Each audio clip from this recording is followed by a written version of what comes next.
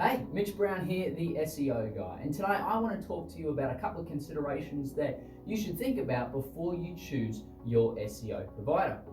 But first, I'm Mitch. I've been in the SEO game for more than 4 years, and I want to take you through 10 of my learnings about some of the things that you should consider before you take the deep dive into signing the deal with your SEO provider. So first up, of course, is actually about SEO regulations. There aren't any. If you're a tradie, you've got to go through TAFE and you've got to get, your accreditations, or, if you're in the professional services like a financial planner, there's a bunch of accreditations that you need to do. For an SEO provider, anyone can do it. Anyone can say they do it. And so many people say they do SEO, but few do SEO well. And so I think that's probably the main thing that we should start at is if you're going to choose a provider, just know that anyone can say that they do SEO. And so making sure that they have a business set up actually might be a good first question to ask. Are they a sole trader? If they are, that's okay. I started as a sole trader. Do they have business insurance? How much skin in the game do they have as a business provider before we start delving into, are they technically good at SEO? Because a lot of cowboys are in the game, makes it really hard to get business because a lot of businesses have been burnt by bad SEO providers. And so just be aware of that coming in to go, hey, anyone can say they can do it, but I want to be with somebody who actually does SEO and has been in it maybe for a while. Okay, so the next consideration is actually experience. How long have they been in the game? Look, eventually, a new provider's got to get a first client somewhere. So if they're new, take that into consideration. But what is their experience? If they said, they've been doing it for 2 years, has that been full-time, part-time? Have they been helping a friend? What's their technical skills? And in SEO, and what types of SEO do they do? But we should talk about that in a second. But do they have much marketing strategy? Because SEO is not just getting your website ranked, but also helping your website convert on the traffic that's coming in.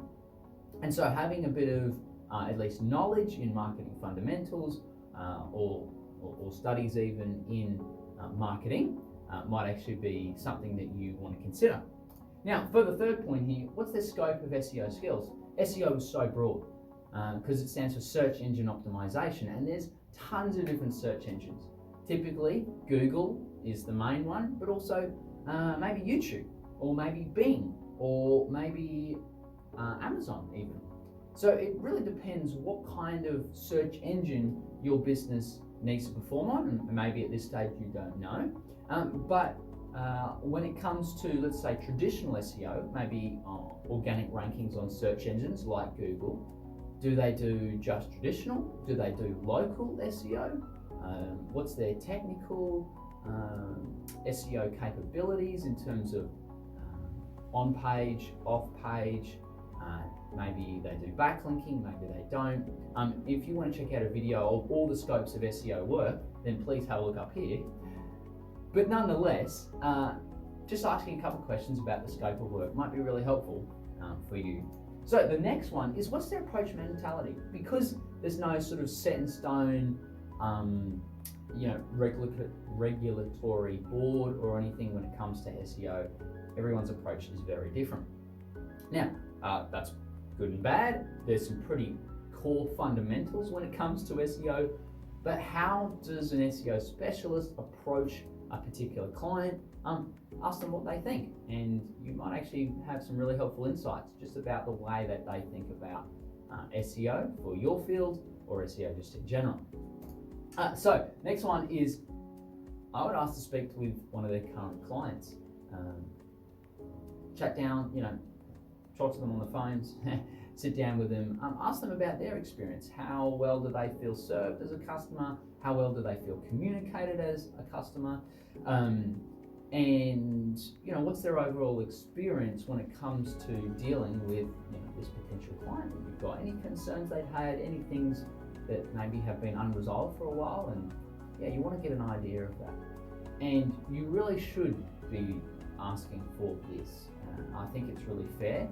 If you're about to have someone build your house, you probably want to ask, and have a look at some previous builds that they've done. And I think it's really fair to be able to ask that for your SEO provider. And I think having some transparency around that should actually be something that you want to do before you're clear with that. And look, if they're a good SEO provider, then that's fine. They actually shouldn't be hesitant to give you any suggestions, and that should be really easy to tee up. Okay, so do they have much experience in your field? This can be a good thing, this can be a whatsoever thing. I'm not always familiar with the fields that new clients onboard us with, and that's okay. They're the professionals and they help us understand and onboard. But maybe they do have a lot of experience in your field. And if that's the case, then where's this experience located? And do they have existing clients in your field? And are they competitors for you? Now, this is a hot topic debated amongst the SEO world, is can I take on a client and also take on a client who technically are competitors? And I'll leave that for a conversation for another time, whether that's a good thing or not. But the question really to understand that you want to be trying to work out is, are they really going to be working for you? All right, so what's their transparency in terms of their communication? What's their reporting methods? And what metrics are they reporting on? Are they just reporting on rankings? How do they do that? Is it a dashboard? Do they use tools? I think that's a really big thing. What tools do they use? If they're not using any tools, that should probably be a red flag. And how are they tracking conversions? How are they tracking essentially the return on investment that you're spending on them to get them just rankings, but also conversions for that website traffic? So what sort of reporting do they do? And what's the expectation around communication? For all my clients, we have a monthly works in progress meeting, we call it WIPs, and that's where the client gets to understand everything that's being done, the current situation in terms of rankings. We've got some really cool reporting tools and we show that, and then we talk about what's up and coming, and we get their opportunity to help craft anything that we should be aware of going forward into the next month. So when it comes to budgets and contracts, this is pretty easy question to ask. How much do you charge? And what's your fee structure like? And so some providers go, I charge a weekly fee, some are monthly. For us, it's monthly. And what sort of contracts do they have? Do they have a 12-month lock-in contract? Do they have no contract? If it was up to me and if the world just did what they say, I wouldn't have any contracts. I typically prefer just to have a handshake deal, and we're going to do our damn best. But banks don't accept handshake deals as legal tender anymore. People just don't do what they say, which is too bad.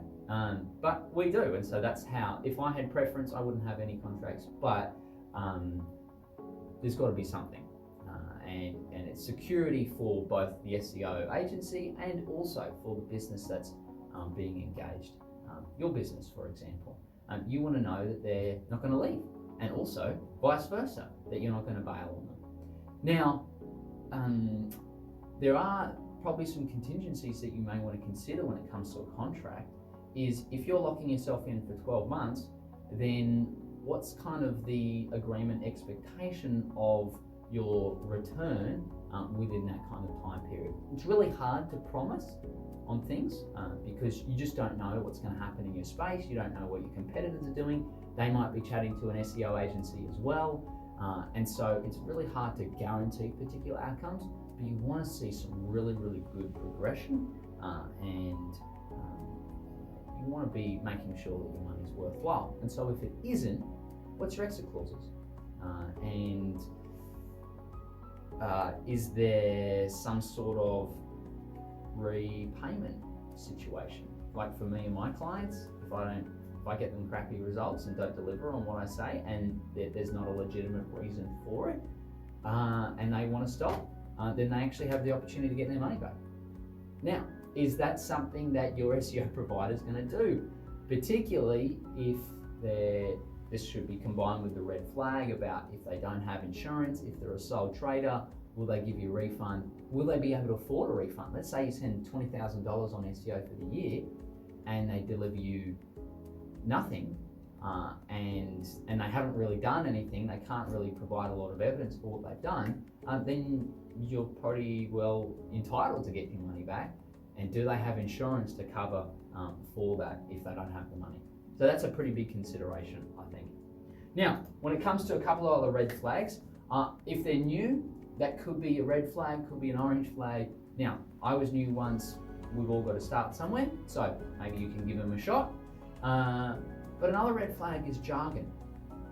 SEO people, and also in the Google ad space, we can tend to hide behind a lot of confusing terms, a lot of jargon in a sense of, it makes it sound like, they're super technical and you just have no idea what's going on. I don't like that. In fact, I quite despise that. I want clients to be really comfortable, to really understand what's happening, to be able to ask questions, and to be able to get answers that are actually answers instead of more questions.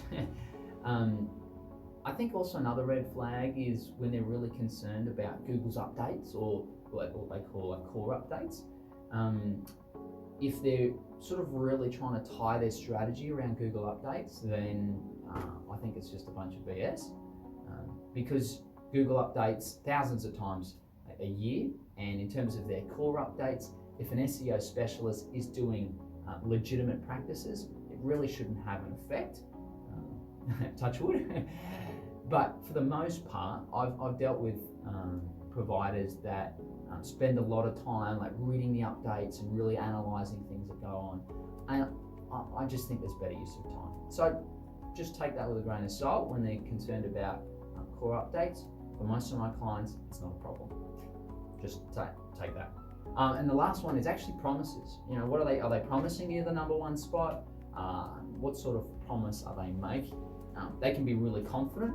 I've been really confident in the past, and but it's a difference between guaranteeing and because there's a whole lot of uncertainty at the end of the day. You don't know what's going to happen. You don't know how Google's going to change its algorithm strategy. You don't know what your competitors are doing, and they might be updating their websites at the same time. You just have no idea how long it's going to take for Google to pick up the updates that you've made. Sometimes it takes 2 days for Google to register a change we've made on a website, and we're already starting to see rankings happen. Sometimes it's months and months, 6 months even, 12 months. So it can be hard to really nail a promise. So just take that as a bit of a flag there. Now, in terms of conclusions, hopefully that gives you a bit of a summary of some things that you want to be wary of. But you know what, hopefully you really click and you really connect well with the person you're meeting with, and hopefully they really deliver on what they say they can. So I hope that gives you a bit of a summary of some things that you should consider before you choose your SEO provider for your business. All right, thanks a lot. If you've got any questions, need me to clarify on anything, please reach out. We're more than happy to have a chat. Till next time, cheers.